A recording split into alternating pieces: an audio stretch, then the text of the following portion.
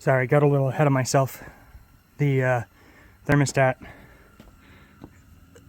went out.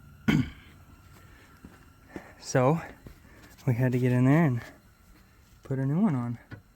Nice and shiny. Snugging up the bolts now, torque them down, and then reattach that single connector. And then we fill her back up with fluid, let her run, and all is good, hopefully. Well, we're building heat. 204. We got a few more degrees before she opens up, and we can top her off with fluid and see if the check engine light clears itself or if I've got to go in and clear it. We'll update in a bit. Alright, we're reaching critical temperature for the thermostat to open. You can see the reservoir is quite full. Oh, sorry about that. But we've got heat.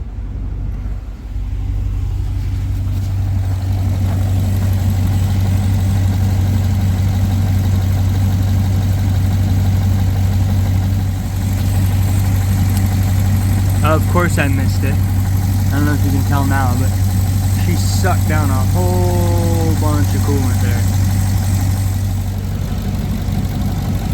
We're gonna continue to let it run, but she sucked down a bunch of coolant. It was up over the M on max. Now she's right below the minimum, so we'll let her run for a little bit. Keep the heat in her, do some flow.